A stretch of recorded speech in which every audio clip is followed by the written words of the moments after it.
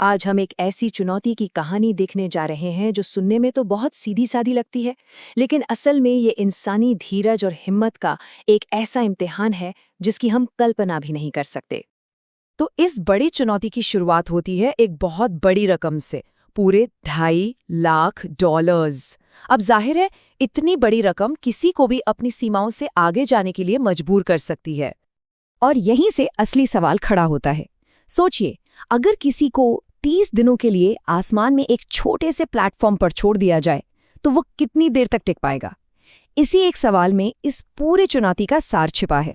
तो चलिए सबसे पहले ये समझते हैं कि इस आसमानी चुनौती का सेटअप क्या था। नियम तो काफी सीधे थे, लेकिन जैसा कि हम आगे देखेंगे, असली खेल तो छोटी छोटी मुश्किलों में ही था।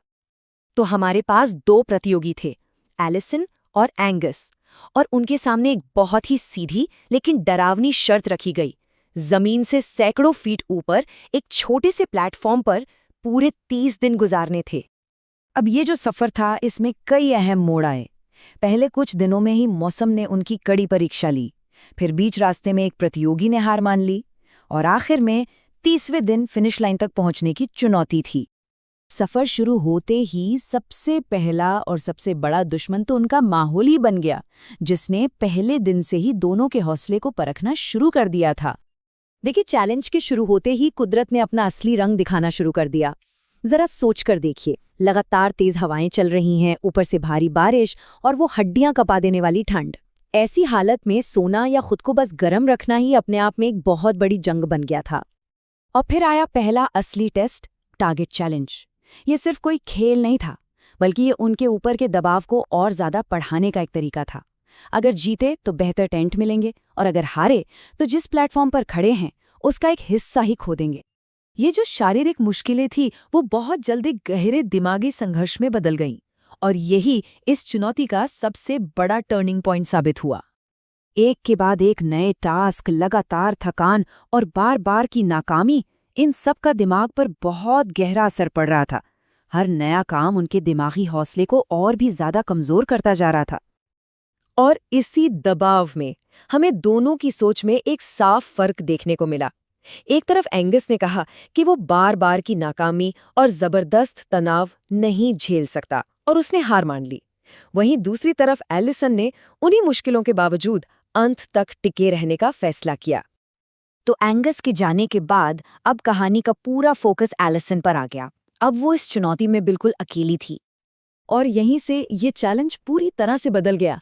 अब ये सिर्फ शरीर की लड़ाई नहीं रही थी, असली जंग तो दिमाग की शुरू हुई थी, अकेलेपन से, खुद से और उस खामोशी से लड़ने की। शारीरिक मुश्किलों की जगह अब एक दिमागी जंग ने ले ली थी। उस गहरे अकेलेपन से बाहर निकलना, बोरियत को हराना और उस खराब मौसम में दिमागी तौर पर मजबूत बने रहना, यही अब असली चुनौती थी। और ऐसे मुश्किल वक्त में मिस्टर बीस्ट की तरफ से भेजे गए सरप्राइज किसी जादू से कम नहीं थे। सोचिए, अचानक खाने के पैकेट गिर रहे हैं या एक पूरा कॉफी सेटअप मिल रहा है। इन छोटी छोटी चीजों ने एलिसन का हौसला बनाए रखने में बहुत बड़ी मदद की। और इसी हिम्मत के साथ कहानी अपने सबसे रोमांचक मोड़ पर पहुंचती है। फिनिश लाइन से ठीक पहले एलिसन के सामने एक आखिरी फैसला लेने का वक्त आता है। एलिसन को एक बहुत मुश्किल चॉइस दी गई।